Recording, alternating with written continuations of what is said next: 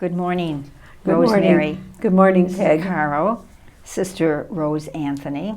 That's And right. this is a special week for you, a special year, but Yes. particularly this week as you're here in Adrian celebrating your 60 years as That's an right. Adrian Dominican.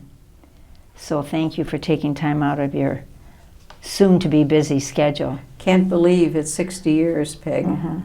Just 60 years of fun and games and grace and everything. Blessings. Many experiences. Well, thank you for your willingness to come and share your story. Your story is a very important part of our congregation history. So it's not about you, it's about your story. It's about being an Adrian Dominican. And so thank you. So let's talk about where you began, and I think that was in Cleveland. So Yes. your early days, family. Well, I am the third child of Sally and Anthony Zuccaro, and I have an older brother, Michael. I had an older sister, Francine. I was number 3. My younger brother, Sam, and my sister, Maria Elena. And the 3 of us are living. 2 are deceased. And my parents, my mother came from Chicago, Queen of Angels Parish in Chicago, and my dad was from Cleveland, and he made the trip to Chicago every weekend.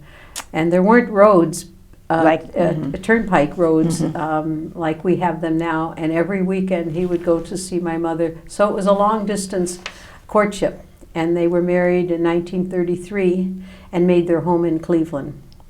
It must have been hard for your mom to leave Chicago, or Yeah, it was. She had a big family, and it was, but one of the joys we had of growing up was when we could go back to Chicago on the train to visit our grandparents, and that was always nice. And then, of course, being with all our uncles and aunts and their children, that was always fun.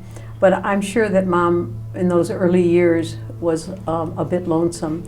And then my dad's younger brother married my mother's younger sister. So 2 brothers married 2 sisters. And so then my Aunt Rosemary made her home in Cleveland. Oh, and nice. so Okay. she had a big family, so we got together with our cousins all the time. So that made it a little nicer for my mom, too. for the Italians, the For the- Italian Americans. Yes. You know how to celebrate. That's right. And you know how to live life. Look at your mom. She just died, and she was, what, 104? 107. 107. Yes, 107. Uh-huh. And she had a long, wonderful life. It was a hard life, and it was a busy life for her, but she always attributed her longevity to her faith in God, her family, her friends, good Italian food, and she loved people. And she had the most beautiful and peaceful death, the way I would like to go in my sleep. And I can't say enough about my parents, how generous they were and how loving they were. And I'm sure your vocation, as you look back on your desire, your dream of becoming a sister, was that early in your life, or how did that come about? Well, you know, my mom wanted to be a Dominican. Could you imagine? Because she had had some of the, I think it was the Cincinnati Dominicans in one of the parishes that she was at, and before they moved to Queen of Angels. But my grandfather didn't think that he wanted to have grandchildren, and he wasn't too excited about her entering a convent. So she put that idea aside. So I think years later, I didn't know this, but years later after I had become a Dominican, I found that out. Interesting. That Mom had secretly thought that she would become a Dominican. But the earliest times that I thought about a religious vocation were in my sophomore year of high school. Because And where did you go to school, grade school and high school? I went to public school for the 6th grade, up to 6th grade, from kindergarten to 6th grade. And then I transferred to the Catholic school, Our Lady of Peace, on the east side of Cleveland for 7th and 8th grade. And on my way home from school one day, I caught up to the gal who lived right behind us. And she was coming home from high school. And I said, Janet, where do you go to high school? She said, Hoban Dominican. I said, Hoban Dominican? I had heard about all the Notre Dame schools and the Ursuline schools and the other, but I didn't know about Hoban Dominican. I said, where is it? What do you know about it? What? I kept asking her one question after another. And in the time it took us to walk from the bus stop to our houses, she told me how wonderful the nuns were. She said it's such a friendly school and such good educators, and she couldn't stop talking about how wonderful. Was there something in particular she said about the nuns? The friendliness, the friendliness of the nuns, and the education that she was getting. Those were the two things that she stressed. So that I was so excited in hearing that when I got home, I burst into the door and said, Mom, I know where I'm going to high school. And she said, where? I said, Hoban Dominican. She said, you know nothing about it. I said, Janet told me everything I want to know. I need to know. And I want to go there. Well, I enrolled, and I loved being at Hoban. I just loved it. I loved the teachers, I loved the nuns, I loved the activities. Was there a particular sister or teacher that was very instrumental in your life at that time? I think Sister Marie Albert, who was the Sodality moderator. Sodality. Yes, in the Sodality. And she was so prayerful, and she was so genuine and human that I felt attracted to the life as a result of what she displayed. Sister Pauline Marie was another one who was my senior homeroom moderator. So those two, I think, would stand out as like mentors. But they were all wonderful, wonderful women. So you left after high school? I left after high school and entered.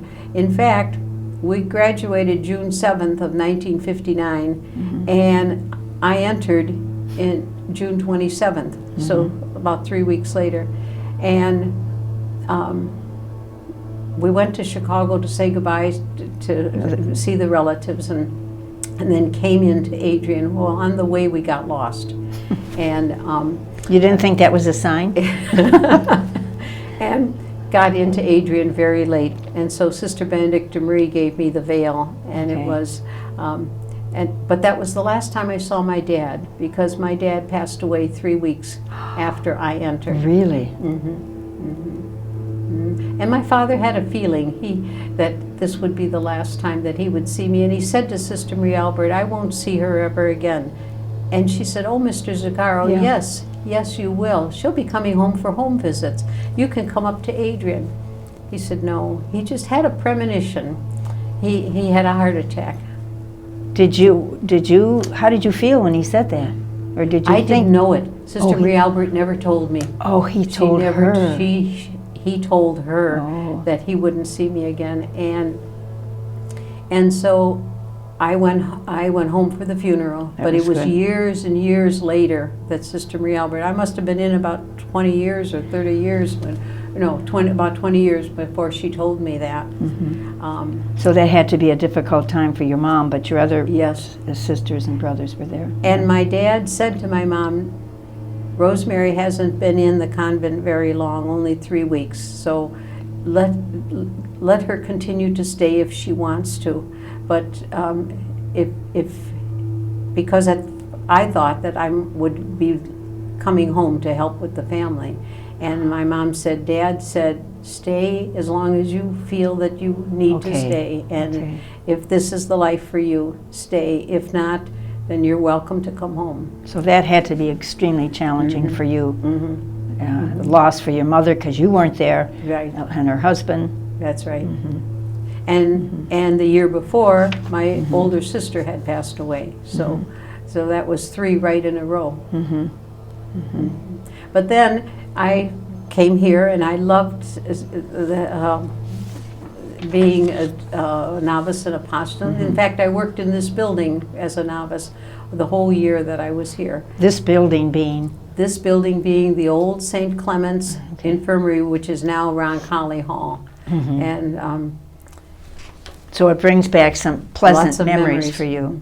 And And caring for our sisters at that time. caring for our sisters. In fact, I was the only one that was left of the staff that year. Everybody got a change during the novitiate year from one little job to the next. And I was the only one that didn't get changed that summer. And I went to Sister Pacta Jerome, our novice mistress, and said, is there a reason why I didn't get changed? Because we were all getting a new assignment in the summer. And she said, yes, there is a reason. And I said, what? And she said, many of the other sisters that have had a little challenge being at the infirmary and working with the sick, among the sick. And you never displayed any problem or challenge. And she said, I think it would be good for the sisters if you stayed on. So I did. I stayed Rather on. compliment, affirming of your ministry here. As a novice. And then I went out on mission. And I went to St. Joseph's in Wyandotte. And I was excited about teaching. Oh, I just thought that was the bee's knees, you know. I noticed that you were in elementary school. Did you stay in, we can't go through all the places you were at, but as you look back on your ministry with elementary education, was there a particular grade or a particular year or place that was rather transformative for you? Well, I think going to Owasso, with being with Sister Leslie as our principal, and we were a lot of young sisters, and some were in my crowd, and that I think was when you say your crowd, because this is going on YouTube, is just going to the rest of the world. Tell them what you mean by crowd. Tell us. When I say crowd, I mean the class that I entered the convent with. Okay. And so there were so many young sisters around my age, and so we all got along so well, and Sister Leslie was wonderful to us. There were 2 or 3 sisters that were what we would say were older, because we were all in our 20s. And but they fit in beautifully, and we just had a wonderful time, and it was a wonderful ministry. Don't you wonder sometimes how the elders in our congregation were living with those of us in our early 20s? Yes. How they stood us, I mean, how they... And they were in the high school, and we were in the grade school, and we got along so well. Gave them life. Yes. And then all along I was going to Siena for studying, and but in between, you know, during the summers to get my education. So what was your favorite grade to teach, and why? My favorite grade, I think, was 3rd grade, because they were a little bit older. They could, I used to tell everybody they could at least hold a pencil, and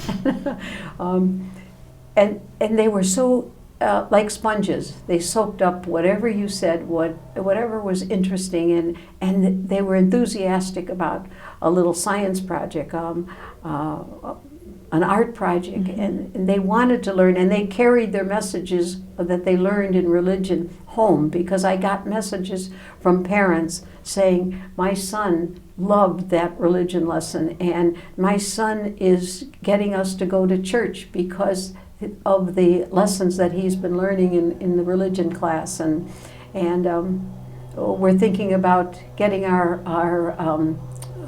marriage blessed, because what the children have come home with, you know, you never know. What comes out of our mouth and what the children or those that we are with pick up, or how it's transformative for them. Yeah. Well, you were a good teacher, from what I heard, and you enjoyed it. I enjoyed it, but I did have all the primary grades, and the biggest challenge was, after I had been with the 3rd graders and the 2nd graders, go to kindergarten. And everybody said, kindergarten, oh my goodness. that would be the last class that I would want to do. And I loved it. I just loved it. And kindergarten then is certainly not what kindergarten is nowadays. Now. Yeah, No. They start school at 2 or 3 or something. But the schools that I was at, the principals wanted to introduce a curriculum of education. So it wasn't all fun and games like it was when I went to kindergarten. But we had an academic program, not to force the students, but they were ready because of Sesame Street, a lot of things on TV that they had learned, and preschool was another big thing. And so they were ready for kindergarten. So following teaching, I noticed that you went to the University of Notre Dame. And what happened there? I know it wasn't football. No. I went on a sabbatical. Okay, after wonderful. 30 years of teaching. I said, my family said, why are you going to Notre Dame? I said, I've got time off for good behavior. So I was a sabbatical at Notre Dame, and it was a program for the religious who had been in the ministry, teaching whatever ministry they were, just a year off. And so we had many seminars and getting to just get to know one another, but it was a time for rejuvenation. And it was very good. It was wonderful. The people that we got to meet, Joan Chittister, and all the other people that have written wonderful things about religious life. We got to listen to them, and then we had some fun activities too. And where did the renewal fit in? The Vatican Council. How did that affect you? Well, I went along with all of the things that the Vatican II promoted. I was not the first to, change the habit. I was not the last to change the habit. You weren't an early innovator, as the term was back then. That's right. And but I made the changes gradually, and I think it was a wonderful step for the church. Did you have any fear about some of those changes? I'm not sure. I mean, taking the habit off and changing your name? No, because legally we had to use our legal name when we had to apply for a driver's license or that type of thing. So I like the name Sister Rose Anthony because it had my dad's name and my grandmother's name. So so that was a little bit of a challenge, but I realized that it was for the best. So then you gradually joined the others that made the change, which is good. Seems like we're always confronted with change, no matter what life we have chosen to live or vocation we've chosen. Do you have a favorite scripture saying or a saying that kind of gets you and helps you at different struggling times in your life? Well, I think the one thing that I liked, and I believe it's attributed to Meister Eckhart, when he said, if the only prayer we have is thank you, that's enough. And I do believe that gratitude is so needed, and it is one of the things that is so lacking in our life today. You don't hear as many thank yous, and you don't hear the gratitude. And I wonder if we, as educators, neglected in our school teaching to share that with the children, to be grateful and to be generous, to teach that or enforce that a little bit more. But I think that a saying of Meister Eckhart, and the other one that my grandfather mentioned it to my mother, and she imbibed it, and do good and forget about it. And I think that's attributed to St. Catherine of Siena too. Do good and forget about it. So those two things, are uppermost in my thoughts. And I know one thing that you do is, right, your mission group likes to thank people within the congregation or outside that have done something for the congregation or for the good of humankind. So you write thank you notes. So that's probably how you raised your hand to do that, because you write beautiful Thank you. thank you notes and gratitude to people. Thank you. For how engaged they are in partnering with us, or just in how they're living their life. Well, I think they have done a wonderful thing for us in many instances, and a service to us, it's important to say thank you. Is there something about yourself that you'd like to share that we may not, those of us that know you somewhat or even more so than I do, that we'd be surprised about? I mean, I noticed you did music at one parish. I think it was St. Veronica's. I didn't know there was music there in your bones. When I went to Star of the Sea in Grosse Pointe, I taught kindergarten. And when I applied for the position, the principal said, I see that, he said, do you have any music background? And I said, well, I do play the piano. He said, we're looking for a music teacher. And he said, a part-time music teacher. And at the time, they were looking for a part-time kindergarten teacher, because the kindergarten was only a half-day session. So he said, would you ever consider putting the two together to make a full day? So that, to me, was a big challenge. And I said, well, first of all, I was just starting with kindergarten students, and that was, and I said, yes, I'll try it. So I taught music in the morning. No, I taught kindergarten in the morning and music in the afternoon to grades 1, K through 4. Okay. And the 5 through 8, we had a male teacher who came in and taught the upper, because he didn't want the younger children. He said, I would prefer teaching the older ones. And then he was also part-time at another school. So I taught the music, and I tell you, we had the most wonderful programs, because my partner was a mentor to me in putting on musicals and putting on concerts. Oh. And that was just wonderful for the children and with the children. And we did a number of shows. Well, then the following year, that was for 1 year, the following year our kindergarten program expanded, and we opened up 2 sessions, a morning session and an afternoon. And so I had to make a decision whether I was going to stay with the music or stay with kindergarten. And at the time, many schools were eliminating their football programs, their music programs, their language programs because of cuts, financial. So I said, well, maybe music would be one of the things that might be cut, so I'll stay with the kindergarten. So I stayed with the kindergarten and had the morning session and the afternoon.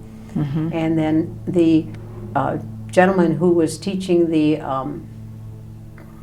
5th through 8, he said he would take the other classes, but he said, I will not teach kindergarten. So I taught the kindergarten their music. Well, that's nice that they kept the music in the curriculum.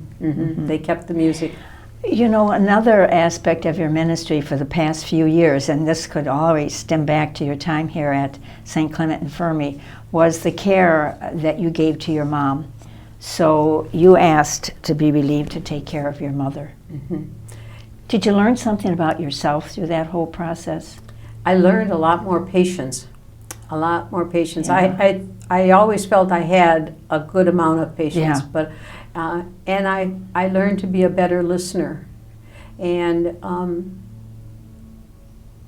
to appreciate the little things, because my ministry was 24/7. Right. So but that patience and learning, being present. And my mother was so grateful for every little thing that you did for her. And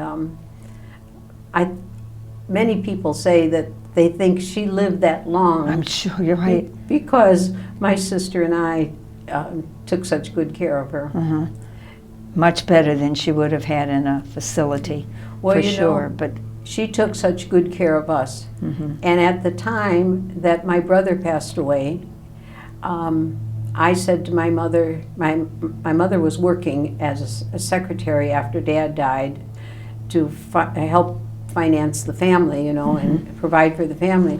So she was working as a secretary, but when my brother died, I went to her and said, do you think I should ask for permission to take some time off to help take care of my brother, because he had cancer? And Mom said, no, I'll take time off from my work. The principal, the pastor, the parents, the children all need you in school. You stay with teaching. They need you. But someday, I might need you. Oh, so that's what prompted. So that stayed in the back of my mind. And then when Mom fell and broke her femur bone, it'll be 12 years ago, then that's when I came to ask permission if I could retire and help take care of her. That certainly wasn't retirement, loving, caring of your mom.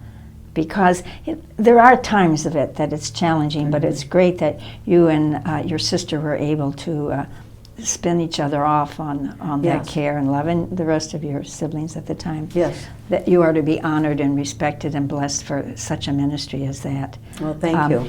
Even though all of us didn't have that opportunity, it takes someone special to be able to care for their loved one.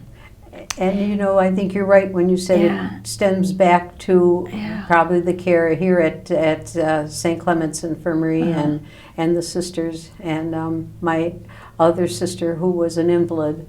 I saw my mother and her loving care, taking care of my dad when he was ill, when my brother was ill, and when my sister was an invalid.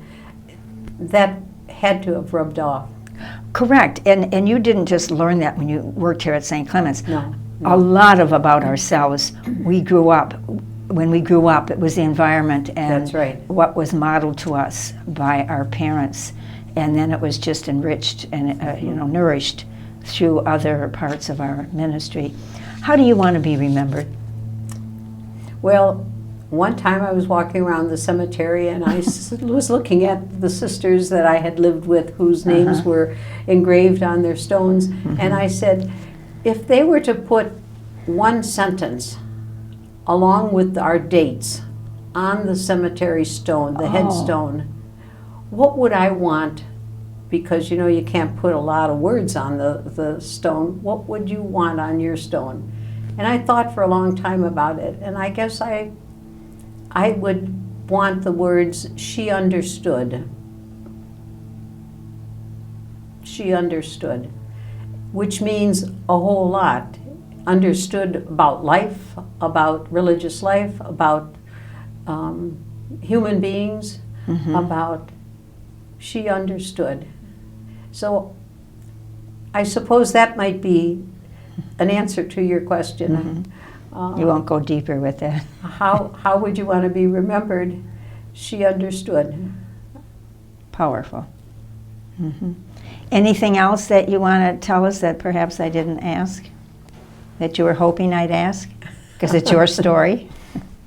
No, I think you've covered it all, Peg. So when I approach some of the other jubilarians tomorrow night and ask them, invite them to consider telling their story, I'll tell them to go talk to you. And all right. Because they're coming in from all over. Right. And I'll tell them what a pleasant experience it is to tell my story. Okay, well, thank you, Sister Rosemary Zuccaro, formerly Sister Rose Anthony, which you took Anthony from my dad. And Rose from? My grandmother's name was Rosaria. I was supposed to be named Rosaria after my grandmother, but my godmother was Mary Kelly, and my mother honored her by choosing Rose for my grandmother and Mary for my godmother, and that's how I got Rosemary. Thank you very much. You're very welcome. Rosemary, for doing this, and in the name of the congregation, I thank you too for your service, 60 years, and all that you've been and done, and have mentored so many others and touched so many lives, as they have you, that here sits before us a great woman. And let's see, your mom lived to 107, so we should have you to about 114.